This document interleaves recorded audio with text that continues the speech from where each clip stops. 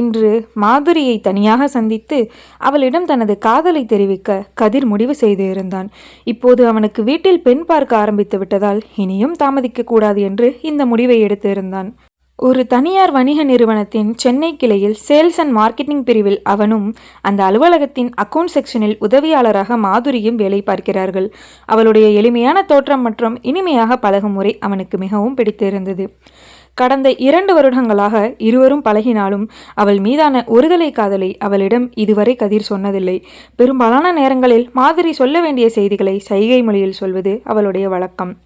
ஏதேனும் அலுவலக வேலைகளை சற்று தூரத்தில் இருந்து சொல்ல வேண்டி வந்தால் அதை சத்தமாக சொல்வதற்கு பதில் விழிகளால் சமிக்கை செய்து கைகளால் அபிநயம் பிடிப்பது போல சொல்வாள். ஒரு சில சமயங்களில் மற்றவர்கள் புரியாமல் முழிப்பார்கள். அதற்கு அவள் சிரித்து கொண்டே வார்த்தைகளில் சொல்லி விளங்க வைப்பாள். கதிர் மட்டும் அவள் சொல்ல வருவதை எளிதில் புரிந்து கொண்டு விடுவான். அதை அவளே வியந்து அவனை பாராட்டியிருக்கிறாள். சார், நான் சைகையில் பேசுகிறத நீங்கள் மட்டும்தான் ரொம்ப சுலபமாக புரிஞ்சுக்கிறீங்க. நம்ம 2 பேருக்கும் நிறைய விஷயங்கள் ஒத்துமை இருக்கு.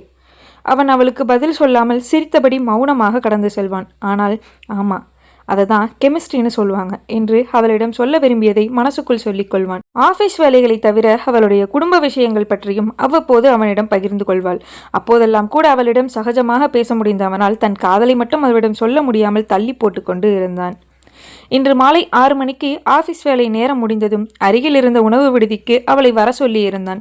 ஏன், என்ன விஷயம் என்று அவள் சைகையில் கேட்க, நேரில் சொல்கிறேன் என்று சைகையிலேயே பதில் சொல்லிவிட்டான்.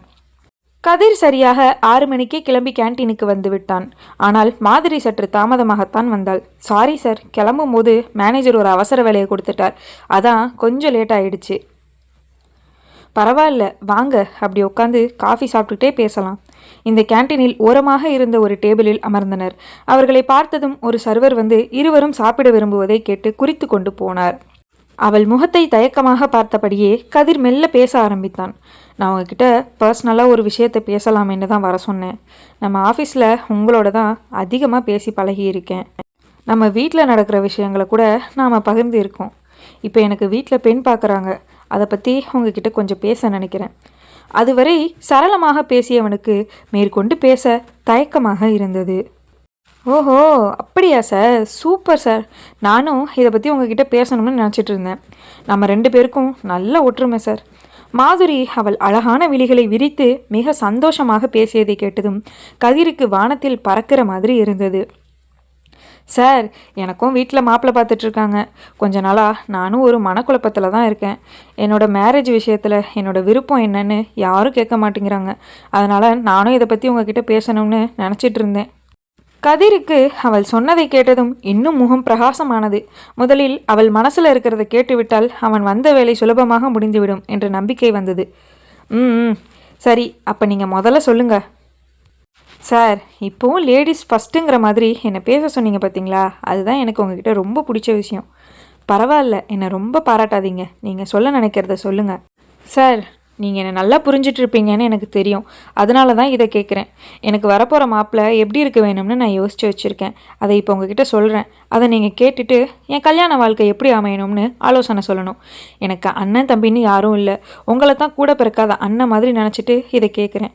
படப்படவென்று மாதுரி சொல்ல, கூட பிறக்காத அண்ணன் மாதிரி என்று மாதுரி சொன்ன அந்த வார்த்தை கதிருக்கு ஷாக் அடித்தது போல இருந்தது. இந்த திருப்பத்தை கொஞ்சமும் எதிர்பார்க்காத கதிருக்கு குப்பென்று உடம்பெல்லாம் வியர்த்து மனசு குழம்பியது. ஆனால் அது நான் என்ன சொல்ல வந்தேன்னா, அவனுக்கு நாக்கு குளறியது. சொல்லுங்கள் சகோ, இனிமேல் உங்களை சகோன்னு கூப்பிடலாம்னு இருக்கேன் என்று சொல்லிவிட்டு அவள் கலகலவென்று சிரிக்க கதிருக்கு முகம் சுருங்கி அசடு வழிந்தது. என்னை ஒரு சகோதரனாக பார்க்கும் அவளிடம் இனி அவனுடைய காதலை எப்படி சொல்வது? கதிர் ஒரு பரிதாபமான பார்வையோடு அவளை பார்த்தான். பின்பு மெல்ல தொண்டையை செருமி கொண்டு, நீங்கள் என்னை அண்ணன் போல நினச்சி கேட்டதில் ரொம்ப சந்தோஷம் மாதிரி. எனக்கு கொஞ்சம் டைம் கொடுங்க, நல்லா யோசித்து சொல்கிறேன் என்று சொல்லிவிட்டு முகத்தில் துளிர்ந்த வியர்வையை கைக்குட்டையால் துடைத்து கொண்டான். இவ்வளவு நாளாக அவளோட விழி அசைவ சைகையை சுலபமாக புரிஞ்சுக்க முடிஞ்ச எனக்கு அவள் மனசோட மொழியை தெரிஞ்சுக்க முடியலையே. நல்ல வேளை அவள் முதல்ல பேசினதால நான் தப்பிச்சேன் என்று கதிர் மனசுக்குள் நினைத்து ஆறுதல் அடைந்தான். கதை முடிந்தது. நன்றி.